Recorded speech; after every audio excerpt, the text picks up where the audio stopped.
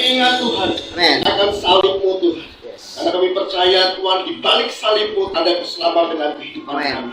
Sebab itu Tuhan, hari ini firman Allah yang kami dengar Tuhan. Kami percaya ada mujizat, kami percaya ada kesembuhan, kami percaya ada kemuliaan yang Tuhan sediakan dalam hidup kami. Hamba-Mu tetap berjanji di hadapan Tuhan. Hamba Tuhan dan juga jemaat Tuhan hanya firman Allah yang hidup, yang benar dan yang sempurna. Hamba-Mu lanjutkan. Inilah firman Allah yang hidup, kami ingin mendengarnya di dalam nama Bapa dan Roh Kudus, di dalam nama Tuhan Yesus Kristus. Kita percaya, katakan amin. Di nama Tuhan. Haleluya.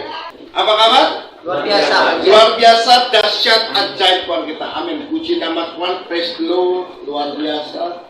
Bahkan kemarin saya berbicara tentang more than all His creation, ya, lebih dari segala ciptaannya. Bagaimana level kemanusiaan saudara dan saya jauh lebih tinggi daripada ciptaan-ciptaan Tuhan, termasuk ciptaan yang orang melihat ciptaan yang paling agung adalah para malaikat. Di mana level kehidupan kita, level kemanusiaan kita jauh lebih tinggi sekali. Saudara dan saya diciptakan bukan hanya sebagai manusia, tapi Tuhan juga bilang bahwa engkau berubah menjadi manusia yang lain, yaitu adalah anak Allah, di mana level kekristenanmu, level kehidupanmu, level kepercayaanmu, level imanmu melebihi daripada level-level semua ciptaannya. Karena kita tidak diciptakan, tetapi kita apa?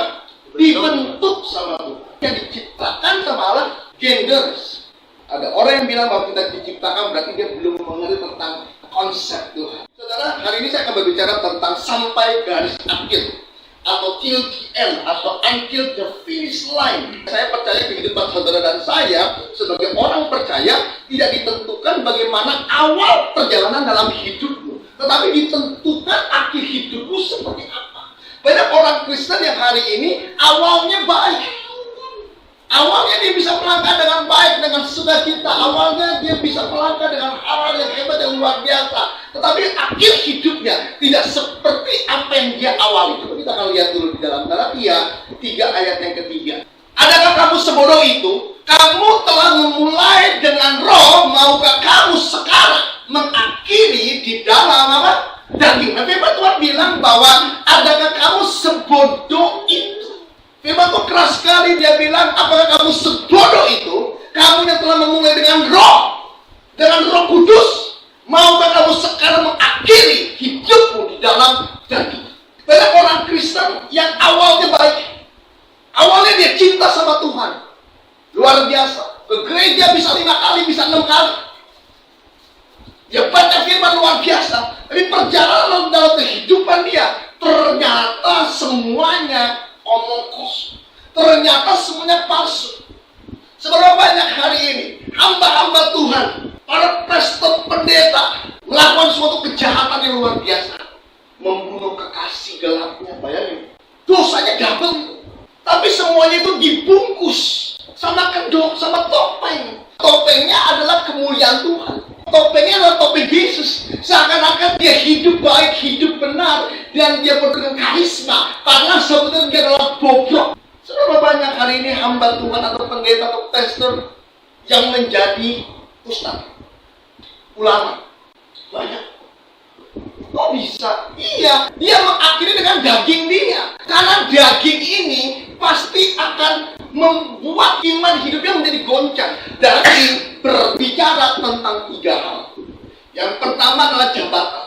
Seberapa hari ini diantara kita semuanya hamba-hamba Tuhan yang mau jabatan tinggi, apalagi sebagai ketua sinode? Wah, itu mau sekali. Yang kedua adalah cinta. Yang ketiga adalah uang. 3 hal ini yang membuat jabatan, cinta, dan apa? Uang. Ada suatu kepentingan di dalam diri sebagai siapapun juga, entah itu pelayan Tuhan, entah itu jemaat Tuhan, entah itu pendeta dan lain-lain, semuanya ada suatu kepentingan. Maka itu banyak pendeta palsu. Kalau ada pendeta palsu, ada juga jemaat palsu.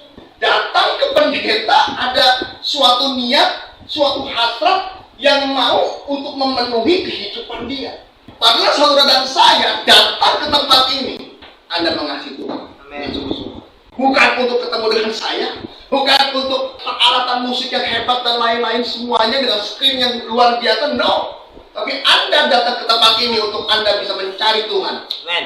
Coba kita lihat dulu yuk di dalam Filipi 2 ayat ke-21. Demikian firman Tuhan. Sebab semuanya, siapa? Saudara dan saya mencari kepentingannya sendiri, bukan kepentingan Kristus. Kita bilang bahwa sebab semuanya, berarti termasuk di dalamnya adalah pendeta, hamba Tuhan, pelayan Tuhan, jemaat Tuhan. Hati-hati, jangan sampai dia datang ke gereja itu karena ada kepentingan diri dia sendiri, bukan kepentingan Kristus. Saudara dan saya hari ini ada di tempat ini, Anda mencari kepentingan Kristus, bukan kepentingan diri saya sendiri. Ada yang hubungin saya melalui WhatsApp. Dia bilang, Pak Pendeta, saya mau share sesuatu. Oke, share, gak ada masalah. Share aja, datang, ya kan?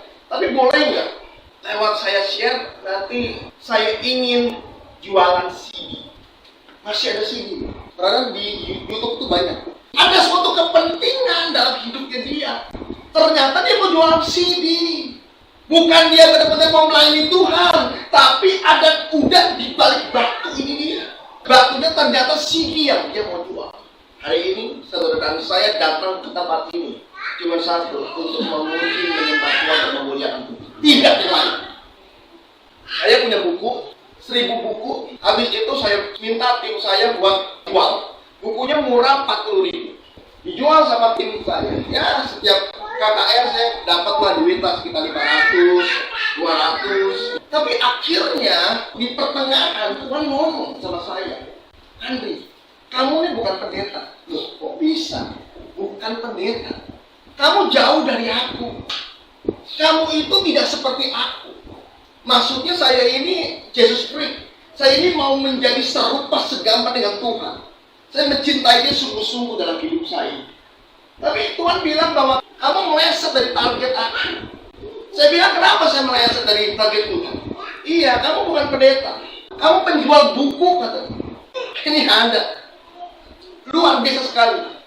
Tuhan speak up with me. Dia bilang, saya adalah penjual buku. Setiap KKR memang sih, buku-buku saya itu ada 500, ada sampai 800, 1 juta, semuanya terjual. Sarana kita, untuk kita bisa mempromosikan. Ternyata itu salah di mata Tuhan. Saya bilang, Tuhan saya harus bagaimana? Ada buku-buku ini harus habis. Tuhan bilang, bagikan dengan gratis. Akhirnya 1000 buku, saya bagiin dengan gratis.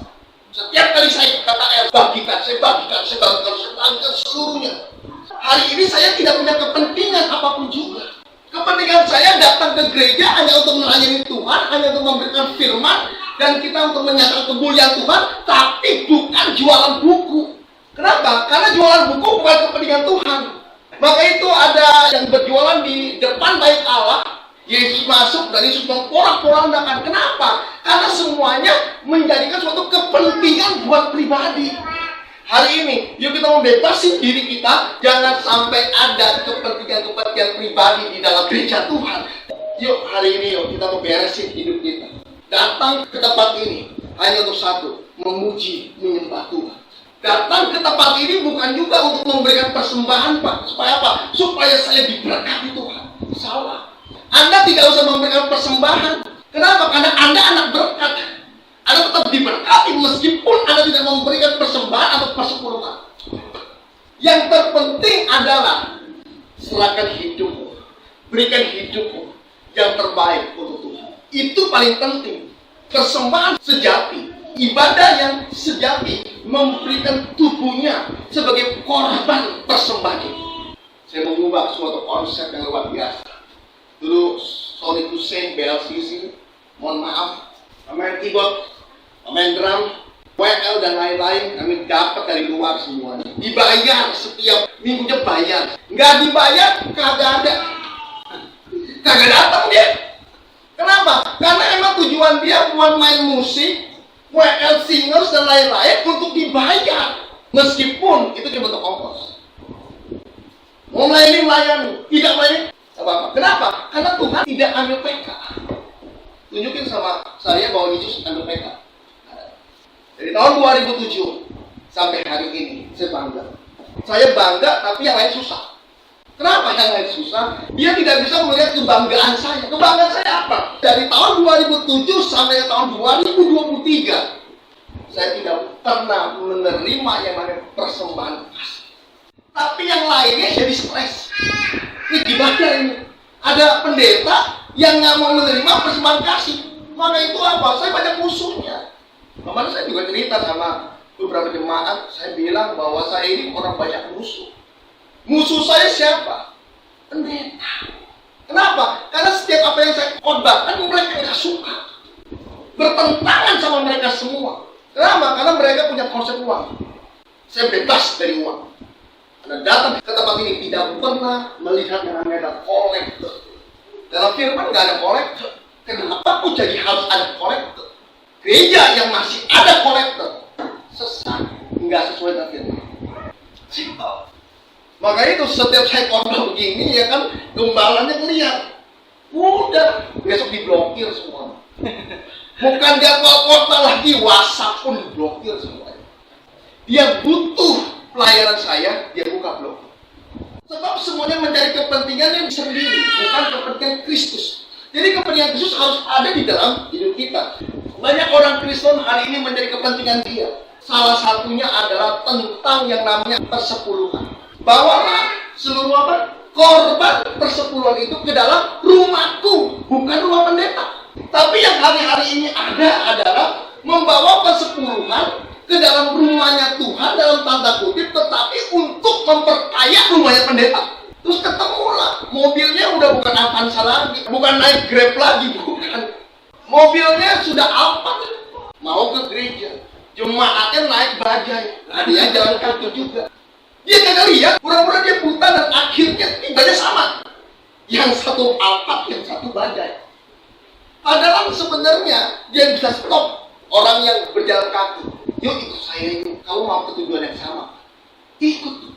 Ini enggak, kenapa? Karena punya kepentingan sendiri, bukan kepentingan Kristus. Saudara dan saya hari ini harus punya kepentingan Kristus di dalam hidup kita. Ada rasul yang bernama adalah Yudas. Yudas itu rasul. Anda jangan bilang Yudas pengkhianat. Pengkhianat itu di akhir hidupnya dia pengkhianat. Tetapi awalnya Yesus memilih 12 rasul. Dia adalah rasul juga yang dipilih oleh Yesus. Namanya adalah Rasul Yudas. Tapi di akhir hidupnya ternyata Yudas sebagai pengkhianat. Sebelum sebagai pengkhianat dia adalah seorang pencuri. Jadi hati-hati. Banyak orang Kristen, banyak pendeta hari ini yang modelnya sama persis dengan Yudas. Pencuri apa? Pencuri kemuliaan, pencuri duit gereja juga bisa. Hati-hati. Dan akhir hidupnya pasti di luar Tuhan, pasti akan menjadi pengkhianat. Nah, saudara, kita lihat di dalam 2 Timotius 4 ayat yang ke-7. Aku telah mengakhiri pertandingan dengan baik. Aku telah mencapai garis akhir. Jadi garis akhir ini harus Anda capai. Jadi Anda nggak bisa cuma diam-diam saja untuk bisa mencapai garis akhir itu. Pada waktu Anda tahu tentang suatu pertandingan dimulai, pertempuran dimulai, perjuangan dimulai, Anda tidak boleh cuma berdiam diri. Banyak orang Kristen hari ini cuma berdiam diri, cuma nungguin doa-doanya dijawab. Salah satu doa-doa yang dijawab adalah Tuhan tolong Tuhan supaya saya menang lotre Tuhan. Tuhan tolong Tuhan supaya ada salah transfer, ATM-ku akan terisi duit miliaran, jutaan, puluhan juta. Saya tanya caranya piye? Ya kita cuma mau supaya salah transfer. Doa salah transfer. Tapi dijadikan iman buat jemaat-jemaat. Nih kita harus doa supaya apa? Supaya bank salah transfer semuanya. Bodoh sekali. Aku telah mengakhiri pertandingan dengan baik. Aku telah mencapai garis akhir. Saudara, untuk mencapai garis akhir harus berjuang. Saudara tidak bisa diam saja untuk mencapai garis akhir. Karena garis akhir tidak mungkin akan maju menemui kita. Garis akhir harus kita temui dengan kita berjuang, melangkah bersama dengan Tuhan. Kalau kau mau menerima kesembuhan, tidak bisa kau cuma diam saja. Tuhan, tolong saya Tuhan, supaya apa? Supaya saya bisa menerima kesembuhan itu. No, nggak bisa. Anda harus mencapai kesembuhan itu. Dengan apa? Engkau berjalan dengan iman dan menerima mujizat dan kesembuhan yang Tuhan berikan dalam hidup kita. Kalau engkau cuma diam, engkau tidak akan dapat apa-apa. Orang malas tidak akan dapat apa-apa. Belajar sama semua. Kalau orang malas itu bukan dia tidak berusaha, dia punya usaha, tetapi dia malas untuk mengembangkan usaha dia. Gak bisa. Anda nggak bisa diam saja. Anda harus bergerak hari ini. Bergerak maju. Moving forward. Kalau orang yang stuck saja, tidak akan mungkin sampai garis akhir. Jangan sampai kita digotong sama orang untuk mencapai garis akhir. Tapi kau harus berusaha hari ini. Untuk apa? Mencapai garis akhir. Aku telah mengakhiri pertandingan dengan baik. Aku telah mencapai garis akhir. Dan aku telah memelihara iman. Berarti gini, untuk mencapai garis akhir, Anda butuh iman. Mencapai suatu kemenangan, mujizat, kesembuhan atau apapun juga, Anda butuh iman. Maka itu firman Tuhan bilang, imannya harus dipelihara. Imannya harus selalu bertumbuh. Kalau dipelihara berarti imannya harus dikasih makan setiap hari. Makanan iman itu apa sih? Firman. Ada yang bisa menghasilkan iman? Maaf. Doamu belum sanggup untuk bisa menghasilkan iman. Tuhan berikan saya iman yang besar. Coba lihat dulu yuk. Roma 10 ayat 17. Jadi iman timbul, iman muncul, iman dihasilkan dari apa? Pendengaran. Berarti syaratnya untuk punya iman tuh, Anda harus dengar. Dengar apa? Dengar firman. Punya telinga. Tidak budak, tidak tuli. Kasarnya begitu. Ya, jadi iman timbul dari pendengaran. Dan pendengarannya oleh firman Kristus. Jadi gini, engkau mau menghasilkan iman, cuma satu kuncinya, dengar firman.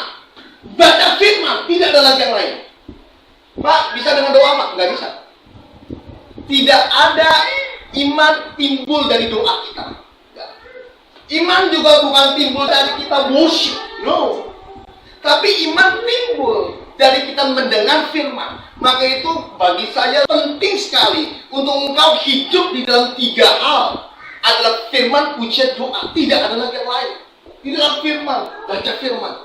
Di dalam pujian. Di dalam pujian banyak kata-kata firman. Di dalam doamu banyak kata-kata firman yang bisa kau ucapkan lewat doamu.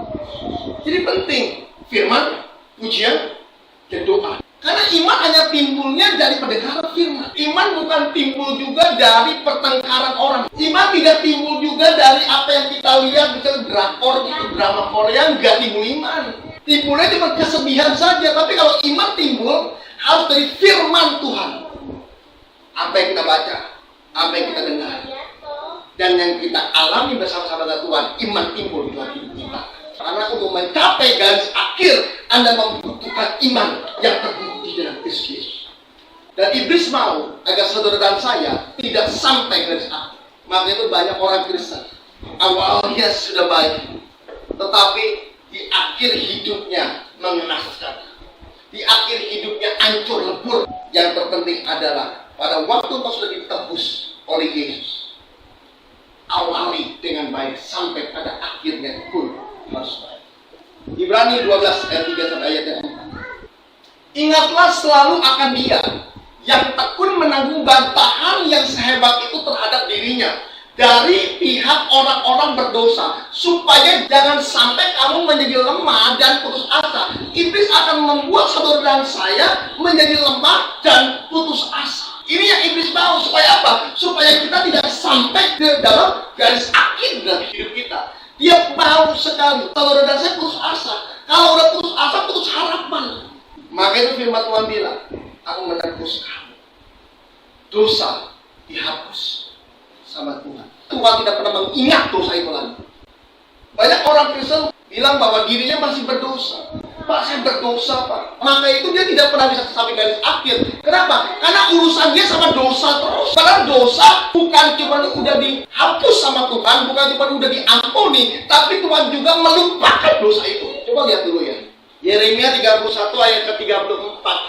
Dan tidak usah lagi orang mengajak sesamanya atau mengajak saudaranya dengan mengatakan kenallah Tuhan, sebab mereka semua besar kecil akan mengenal aku. Demikian firman Tuhan, sebab aku akan mengampuni kesalahan mereka dan apa? Tidak lagi mengingat dosa mereka. Salah satu pengampunan yang Tuhan berikan dalam hidup kita, Dia berjanji bahwa Dia tidak akan mengingat dosa kita lagi. Jadi kalau dosa sudah diampuni, sungguh itu sudah pengampunan yang sempurna. Dan tidak ada yang mengingat dosa itu lagi. Tuhan pun tidak mengingat dosa itu lagi. Contoh hari ini, saya membunuh orang tanggal 4 April jam 11. Habis itu saya bertobat. Saya bilang, Tuhan ampuni saya Tuhan. Tuhan bilang, saya ampuni kamu. Dan saat itu adalah 4 April jam 11 lewat 1 menit. Selesai itu, saya merasa bersalah terus. Akhirnya saya doa lagi. Saya bilang, Tuhan tolong ampuni saya. Tuhan bilang, dosa yang mana? Itu loh Tuhan, tanggal 4 April jam 11 saya membunuh orang Tuhan. Dia bilang, aku sudah ampuni dan aku sudah tidak mengingat lagi. Sebegitunya Tuhan itu luar biasa. Tuhan pun tidak mengingat lagi. Maka itu jangan sampai punya alibi bahwa sampai garis akhir, tapi aduh saya tidak layak, saya tidak pantas. Sebenarnya bagaimana dia bisa pantas sampai garis akhir? Dosa diampuni sama Dia dan dilupakan. Maka itu, semerah apapun juga, sehitam apapun juga dosamu, Dia buat kehidupanmu menjadi putih bersih di hadapan Tuhan. Itulah kekudusan dan kemuliaan yang Tuhan berikan. Sampai garis akhir kita tahu dosa bukan penghalang. Justru yang seringkali menghalangi dan Anda terus harus bisa menerobos adalah satu, si iblis yang selalu mengingatkan dosa. Yang kedua, manusia sesama itu sering ngingetin dosa. Hari ini kalau kita ngingetin dosa orang, bertobatlah. Kenapa? Karena Tuhan mengampuni. Selesai Dia mengampuni, Dia bilang, aku tidak mengingat dosa itu. Banyak orang hari ini dengan membuat masalah atau problem di dalam hidup kita, sampai akhirnya kita nggak bisa mencapai garis akhir. Padahal Tuhan rindu saudara dan saya harus sampai ke dalam garis akhir, di mana nanti Tuhan akan bertemu dengan kita dan Dia mendapatkan iman kita tetap teguh di hadapan Tuhan. Iman penting sekali. Maka itu tetap saudara dan saya harus membaca yang namanya firman, ujian, dan juga doa. Apa sih yang perlu kita capai di dalam garis akhir? Cuma satu, segala rintangan apapun juga dalam hidup, bertahan, tetap berjalan, tetap terobos. Kalau kau tidak terobos, kau akan mati.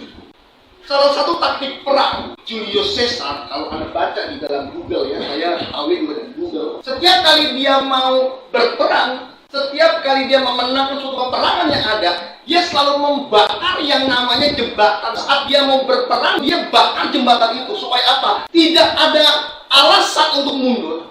Dia cuma punya dua pilihan, mati atau saya menang. Saya sampai garis akhir atau saya tidak sampai garis akhir, tetapi tidak untuk mundur. Maka itu jembatan untuk dia kembali, dia bakar semuanya, dia hancurkan. Dalam kehidupan saudara dan saya cuma ada dua hal.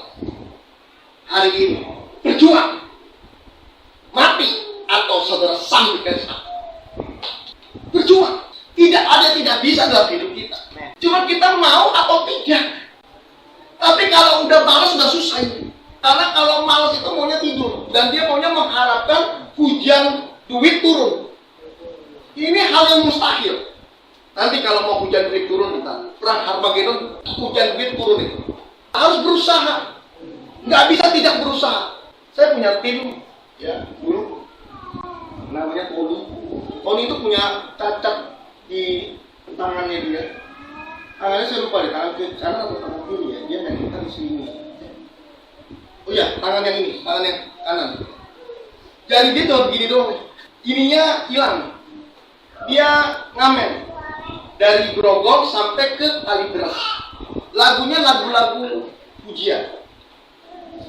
Akhirnya ketemu sama saya dari tim saya. Dan habis itu dia bilang bahwa kok saya kerjaan susah. Akhirnya saya ngamen lagu-lagu rohani. Nggak apa-apa. Masih mending orang yang ngamen daripada orang yang cuma duduk atau cuma tiduran doang di rumah. Pekerjaan mulia, lakukan. Akhirnya dia lakukan. Lewat dia ngamen, dia punya uang. Tahu tidak, saudara? Dia jualan gitar. Gitarnya gitar murah. Gitarnya adalah gitar pengamen yang dia jual. Satunya cuma 100.000. Dia punya uang dari hasil amen dan dia jual gitar itu. Dan luar biasa. Hari ini dia punya toko gitar. Kenapa? Karena dia berusaha, dia moving forward, dia nggak cuma diam. Karena orang yang diam tidak mungkin sampai di garis akhir. Saudara dan saya harus apa? Moving terus. Moving forward, moving forward. Nggak bisa cuma diam doang. Harus berusaha. Tidak bisa tidak berusaha. Sampai ke dalam kerajaan surga. Dan nanti saudara dan saya akan terima yang namanya mahkota kehidupan. Kita lihat dulu 1 Korintus 9 ayat yang ke-25. Tiap-tiap orang yang turut dalam mengambil bagian dalam pertandingan menguasai dirinya dalam segala hal, mereka berbuat demikian untuk memperoleh suatu mahkota yang fana. Tetapi kita untuk memperoleh suatu mahkota yang abadi. Paulus bilang, banyak yang mengejar ke surga untuk cari yang namanya mahkota kehidupan itu. Terus saya tidak salahkan. Coba kita lihat di dalam Mazmur 73 ayat ke-25 sampai ayat ke-26. Ini yang mengubah konsep saya, yang mengubah pikiran saya, yang mengubah bahwa mahkota yang saya dapatkan itu nggak ada artinya. Apa yang berarti? Mazmur 73 ayat ke-25 sampai ayat ke-26. Demikian firman Tuhan. Siapakah gerangan yang ada padaku di sorga selain Engkau? Jadi gini, Daud mau bilang bahwa saat saya mati, saya mengakhiri hidup saya dan sudah mencapai garis akhir, ternyata Daud tidak cari mahkota. Tapi yang Daud cari, siapa gerangan yang ada padaku selain Engkau Tuhan? Selain Yesus siapa? Berarti pada waktu saudara dan saya pass away nantinya, saudara bukan cari mahkota, tapi saudara cari Allah yang kau sembah yang hidup itu siapa? Temui dia. Saya mau menemui Yesus. Dia sumber mahkota saya. Tuhan, saya udah masuk surga, Tuhan, saya mau dapat mahkota apa? No. Saya mau cari Yesus mana? Allah yang hidup itu mana? Kenapa? Karena saya connect dengan dia. Karena saya manunggal dengan dia. Mahkota tidak penting buat saya. Maka itu mahkota saya mau pas debat saya. Yang terpenting adalah pada saat saya ada di surga, ada Yohanes, ada si Petrus. Gak mau saya ketemu sama dia. Mau bilang, Yohanes, Petrus, Yesus mana? Kenapa? Paling penting Yesus dalam hidup saya. Bukan mahkotanya. Mahkota itu adalah hadiah dari iman kita. Tetapi yang terpenting dalam hidup kita adalah Yesus. Siapa gerangan yang ada padaku di sorga selain Engkau? Selain Engkau, selain Yesus, selain Allah, selain Elohim, Eloah, selain Yahweh, tidak ada lagi yang kuingini di bumi. Jadi gini, saat di bumi pun Daud itu fans berarti itu Yesus. Di sorga pun fans berarti Yesus. Dia akan cari Yesus dalam hidupnya dia. Tidak bisa tidak. Ayat ke-26. Sekalipun dagingku dan hatiku habis, yaitu dia meninggal, lenyap, gunung batuku dan bagianku tetaplah Allah yang selamat. Daud tidak minta yang namanya mahkota, tapi Daud minta, di mana kamu berada, aku berada. Aku mau connect dengan Tuhan. Sebelum mama saya meninggal, saya khotbah ini, saya sempat bilang, Ma, nanti kalau mama duluan, ingat ya, Ma, jangan cari mahkota, cari Yesus, cari Allah. Mahkota nggak penting buat apa, tapi Allah, Yesus begitu sangat penting buat apa.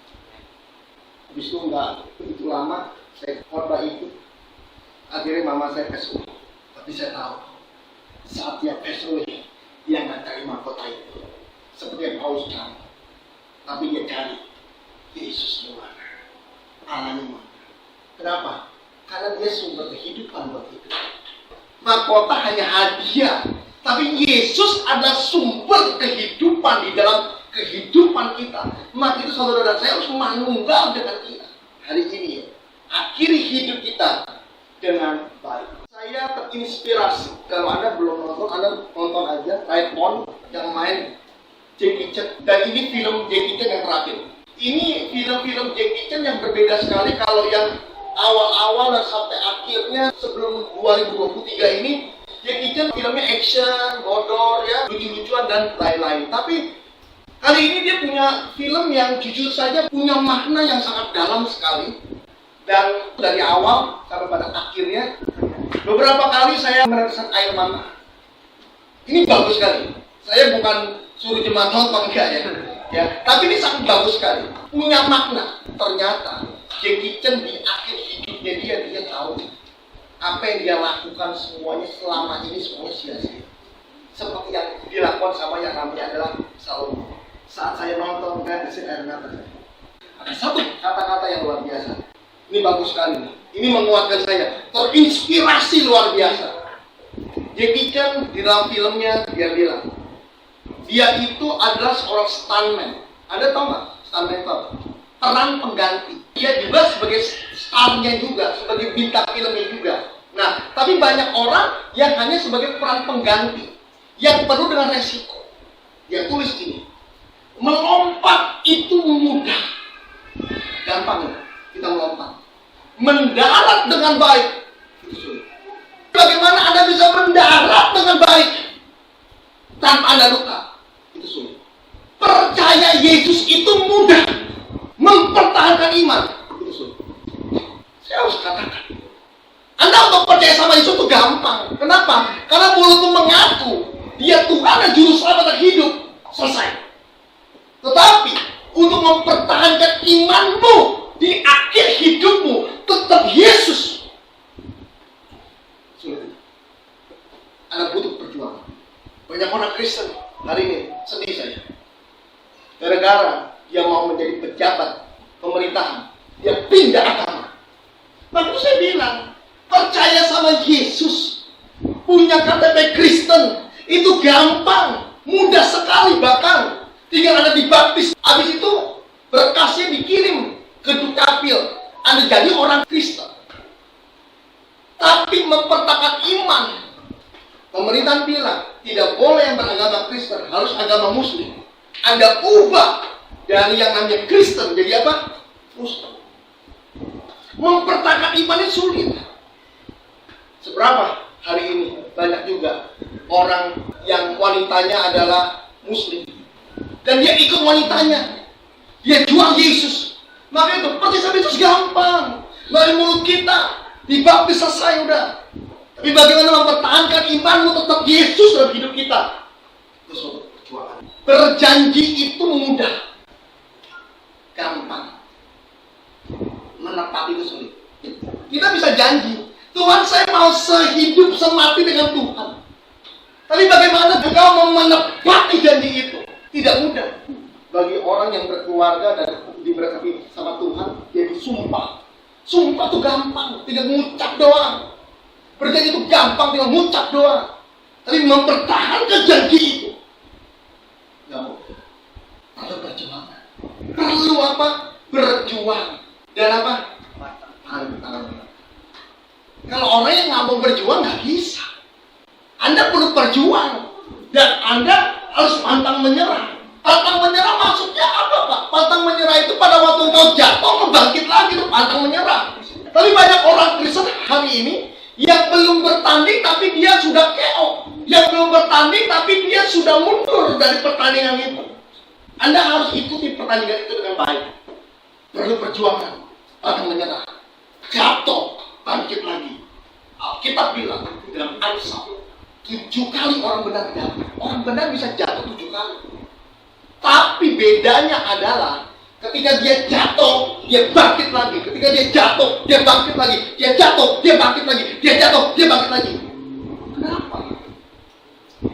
Karena dia tahu harapan di dalam Yesus masih ada dan perlu diperjuangkan. Imanmu perlu diperjuangkan. Engkau punya iman, kau pertahankan imanmu sungguh-sungguh. Sebanyak kemarin sama anak saya, kok kenapa percaya sama Yesus? Dia jawab jujur aja. Yang pertama, karena saya lahir di keluarga Kristen. Puji Tuhan luar biasa. Untung saja anak saya lahir di keluarga Kristen. Yang kedua, kenapa dia percaya sama Yesus. Dia bingung. Tapi dia bilang, nggak tahu sih kenapa. Tapi iman saya percaya. That's it. Untuk percaya sama Yesus, Anda cuma butuh iman. Tapi mempertahankan iman itu sampai pada akhir hidup kita harus Anda perjuangkan. Jangan sampai pada waktu akhir hidup kita, pada waktu kita sudah ada di ICU misalnya, ya udah ngepet semuanya, udah istilahnya napasnya udah kadang ada, kadang enggak, kadang enggak. Dan ada keluarga bilang, ya udahlah kalau misalnya ada yang bisa menyembuhkan, siapa? Mungkin perdukunan atau misalnya supranatural atau apapun juga. Banyak orang Kristen yang hari ini pergi ke paranormal, ke dukun. Untuk apa? Mencari kesembuhan. Bahkan dia bilang, kalau sampai dukun ini bisa menyembuhkan saya, keluarga saya semuanya pindah percaya di Tuhan Yesus. Mempertahankan iman perlu perjuangan dalam hidup kita. Bagaimana iman saya harus sampai pada akhir. Suatu kisah yang luar biasa adalah Luther King. Tidak kembali lagi. Satu kisah di mana dia mau dibunuh kalau dia terima Yesus. Dan di saat itu juga dia langsung bilang bahwa mengikuti Yesus adalah keputusanku. Aku tidak akan kembali. Dan akhirnya itu ada guntur semuanya. Luar biasa. Barang siapa hari ini yang mempertahankan nyawanya dan kehilangan nyawanya, yang mempertahankan dia, mempertahankan Yesus, dia tidak akan kehilangan nyawanya. Akan Tuhan ganti nyawanya dalam kemudian Tuhan yang besar. Lompat itu mudah, mendarat dengan baik itu sulit. Membuka usaha itu gampang, tapi bagaimana saudara dan saya bisa bertahan?